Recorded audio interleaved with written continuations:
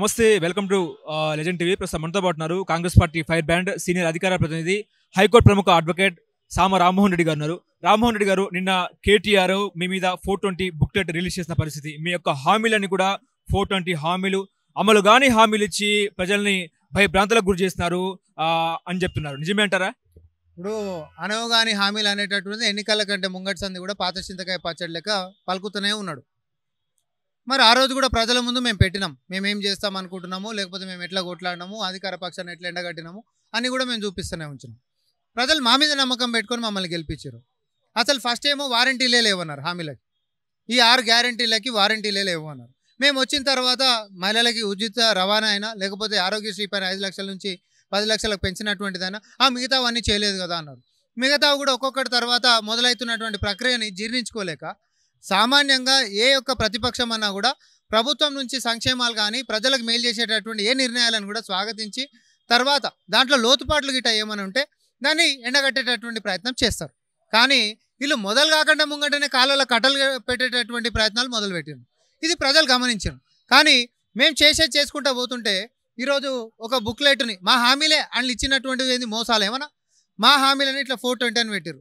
కానీ ఈ 420 కాలని అదే చేతి గుర్తు మీద ప్రజలు ఓటేసి దౌడ వలగొట్టిరు అనేటటువంటి అంశాన్ని నేను గుర్తు చేస్తున్నా. ఆ చేతి గుర్తు మీదనే ప్రజలు ఓటేసిర్రు.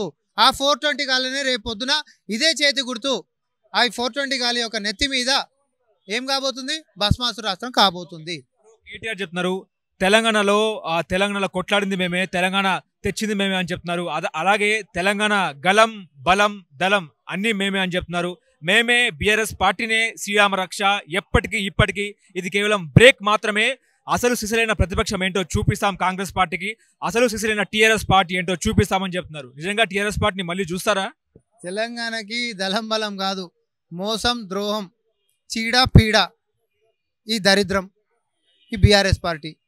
అదే కదా ఇన్ని రోజులు చీడ పురుగులు వాళ్ళ బతుకులు తెచ్చిర్రు, వాళ్ళ మొఖాలు తెచ్చారు. సావు నోట్ల తలకాయ ఎంపీలే లేనప్పుడు సావు నోట్ల తలకాయలు పెట్టి తెలంగాణను తెచ్చిన అని చెప్పి 10 సంవత్సరాలు కాలయాపన చేసుకుంటూ వచ్చారు. పోనీ హామీలను ఇచ్చిండ్రా అని అంటే ఏం చేసిర్రు, నిలువెల్లా దోపిడీ చేసిర్రు. పంచభూతాలను పీక తిన్నారు, నీళ్ళ పేరు మీద దోపిడీ, పసిపిల్లలు తినేటటువంటి బుక్కల పేరు మీద దోపిడీ, ఆఖరికి ప్రజలు పోయేటటువంటి 1-2ల పేరు మీద కూడా జిహెచ్ఎంసీల మొబైల్ టాబ్లెట్లు అని చెప్పి అదొక ఉదాహరణకు చెప్తున్నా. దోపిడీ ఎడనన్నా దోసుకుంది ఏమైనా ఉందా మీ బతుకులకి? మీరు వదిలిపెట్టింది ఏదైనా ఉందా దోసుకోకుండా? ఆయన 20-50% కాళ్ళకి అన్ని 420 లెక్కనే కనిపిస్తాయి కదా. ఇలాగ మిగతా పచ్చకామరలోనికి లోకమంతా పచ్చనే కనిపిస్తుంది. ఎందుకంటే 420 కాళ్ళకి హామీలు కూడా 420 లెక్కనే కనిపిస్తాయి. దాని అది మా తప్పు కాదు. కొంచెం సైకాట్రిస్టుల దగ్గరికి పోతే కొంచెం ఏమైనా మార్చేటటువంటి ప్రయత్నాలు చేస్తున్నారు. డెవిల్ ఈజ్ బ్యాక్ అని చెప్తున్నారు. రేపు మాపో కేసీఆర్ బయటకు వస్తారని చెప్తున్నారు. ఆయన ఆరోగ్యం బాగుండాలని కోరుకుంటున్నాం. పార్లమెంట్ ఎన్నికల్లో మా సత్తా చూపిస్తాము, ఢిల్లీలో అసలు సినిమా చూపిస్తాము కాంగ్రెస్ కు బీజేపీకి అని చెప్తున్నారు. నీ దుకాణం రాష్ట్రంలోనే బంద్ అయింది, నువ్వు ఇంకా ఢిల్లీ దాకా పోయి సినిమా చూపించేది ఏముంటుంది? నీ కలర్ సినిమా చూడలేకనే జనాలు దాన్ని టీవీని షట్ డౌన్ చేసిరు. ఈరోజు నీ రాష్ట్రంలోనే ఫస్ట్ నీకు సినిమా లేని పరిస్థితి అయింది. ఇక ఢిల్లీ డైలాగులు ఎందుకు లేక ఇన్ని రోజులు కొడితే ఏదో అధికారంలో ఉన్నావు కాబట్టి నడిచిపోయింది. గల్లీ డైలాగులు కొట్టు, అది కూడా కొంచెం ప్రజలకు పనికొచ్చేటట్టు కొడితే కొంచెం ఎవరన్నా స్వాగతిస్తారు. కానీ ఇట్లా మున్సిపల్ వాటర్ డైలాగులు కొట్టినాం అనుకో, జనాలు డ్రైనేజ్ ఏం చేస్తారు? మాన్యువల్లకు చేస్తారు. కరోనా టైంలో మేము ఉద్యోగుల జీతాలు ఆపినాము, అలాగే ఎమ్మెల్యేల జీతాలు ఆపినాము, మంత్రుల జీతాలు ఆపి మరీ అది రైతు బంధు ఇచ్చినాము, రుణమాఫీ చేశామని చెప్పేసి హరీష్ రావు చెప్తున్నారు. మీరు ఎందుకు రైతు బంధు ఇస్తారని అంటున్నారు ఆయన? ఇప్పుడు 6 నెలల నుంచి కొంతమందికి జీతాలు ఇవ్వలేనటువంటి పరిస్థితి, 9 నెలల నుంచి కొంతమందికి జీతాలు ఇవ్వలేనటువంటి పరిస్థితి. ఇప్పుడు ధర్నీ అవుట్సోర్సింగ్ వాళ్ళు ఉన్నారు, 9 నెలల సంది జీతాలు లేవు. ఇప్పుడు హైకోర్టులో ఉంటున్నటువంటి ఏజీపీలు ఉన్నారు, స్టాండింగ్ కౌన్సిల్ ఉన్నారు, వాళ్ళకి 6 నెలల సంది జీతాలు లేవు. మీ బతుకులు చెప్పుకుంటూ పోతే అసలు మీరు చేసినటువంటి పాపాలు అన్నీ కాదు, 1వ తారీఖు జీతం వేసేటటువంటి పరిస్థితి కూడా లేదు. అట్లాంటిది టీఏడిఏలు పోలీసు వాళ్ళకి ఇచ్చినటువంటి అట్లాంటి చరిత్ర కూడా మీ బతుకులకు లేదు. అట్లాంటివి ఇవన్నీ లెక్క పెట్టుకుంటూ పోతే చాలా అవుతాయి. ఇవన్నీ ఎన్నికల కంటే ముంగటనే ఇవన్నీ ప్రజలు అవస్థలు పడ్డారు కాబట్టి మిమ్మల్ని చీడ పీడ అనుకునే దాన్ని ఏం చేస్తారు, తీసుకుపోయి డ్రైనేజ్ వేసిర్రు. ఈరోజు ఆ డ్రైనేజ్ మాటలే మాట్లాడుతారు.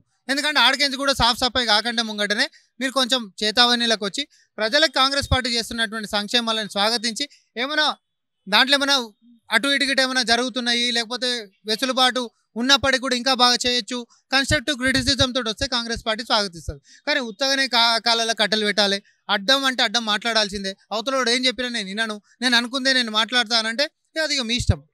కిషన్ రెడ్డి చెప్తున్నారు ఎంఐఎం సహకారంతో ఇప్పుడున్న సీఎం రేవంత్ రెడ్డి గత మాజీ సీఎం కేసీఆర్ మధ్య ఒప్పందం కుదిరింది అని చెప్పేసి కిషన్ రెడ్డి వ్యాఖ్యలు ఎట్లా చూస్తారండి, నిజమే అంటారా? నేను ఒకటే అడుగుతా, మా ఇద్దరి మధ్యలో ఒప్పందం కుదిరింది అనుకో, నువ్వు అన్నటువంటి మాటలు జరిసేపు ఆధారాలు మొత్తం ఉన్నాయి కల్వకుంట్ల కుటుంబం మీద, చిట్టా మొత్తం నేను ఇప్పుతా, ఇక అంతా ఇక అది చేసేస్తే ఇక చూడున్నా తడక అని చెప్పి మీసాల మీద తొడగొట్టిపోయిండుగా మోడీ గారు. కొట్టిపోయిండా లేదా? అసొంటిది ఇక చూడండి, దేశం మొత్తానికి కూడా ఇంత అవినీతి సొమ్ము ఎడికించి వచ్చింది, కుటుంబానికి ఎంత దోసుకుంటూ వచ్చిందని అన్నారా లేదా? ఇలా హోంమంత్రి అన్నాడా లేదా? ఇలా జాతీయ అధ్యక్షుడు అన్నాడా లేదా? నీ మాజీ అధ్యక్షుడు అన్నాడా లేదా? నీ ఎమ్మెల్యే అభ్యర్థులు మొత్తం అంటారు, నువ్వు తప్ప. అది వేరే సంగతి. నీకు అలాకుంటున్నటువంటి దోస్తాన్ని తెలిసింది కాబట్టి మీ పార్టీ పరిస్థితి గాడిదాకా వచ్చింది. సరే, అది వేరే స్టోరీ అనుకుందాం. నేను అడిగేది ఏంటంటే, కిషన్ రెడ్డి గారు, మా యొక్క విజ్ఞప్తి ఏంటంటే, ఆధారాలన్నీ మీ కాడనే ఉన్నాయి కదా, సుమోటోగానే అసలు ప్రధానమంత్రి తలుచుకుంటే వాళ్ళ మీద చర్యలు ఈ రోజు కూడా తీసుకోవచ్చు. ఈ రోజు కూడా వాళ్ళని ఊసలు లెక్క పెట్టిపియచ్చు. అధికారంలోకి ఎంచి పోయినంత మాత్రాన అది వాళ్ళకేమి ఏది షీల్డ్ కాదు. ఇంకా అధికారంలో కూడా లేరు ఇప్పుడు, నేను ఇంకో రకంగా ఇట బెదిరియనికే. సో కాబట్టి మీ కాడ ఉంటున్నటువంటి ఆధారాలతోటి కల్వకుంట్ల కుటుంబాన్ని మీకు దమ్ము ఉంటే, ధైర్యం ఉంటే లోపటేయండి. ఇప్పుడు మీ DNA, Congress DNA, BRS DNA రెండు ఒకటే, అవినీతిలో కేర్ ఆఫ్ అడ్రస్ ఇద్దరు పార్టీలు అని చెప్తున్నారు కిషన్ రెడ్డి, నిజమే అంటారా? అవినీతి పరులని మొత్తం కండువ వేసేసేసి కాకు లెక్కుంటున్న వాళ్ళని హంసలు అని చెప్పి కీర్తించుకుంటే తీసుకొచ్చి నీ పక్కల పెట్టుకున్నావు.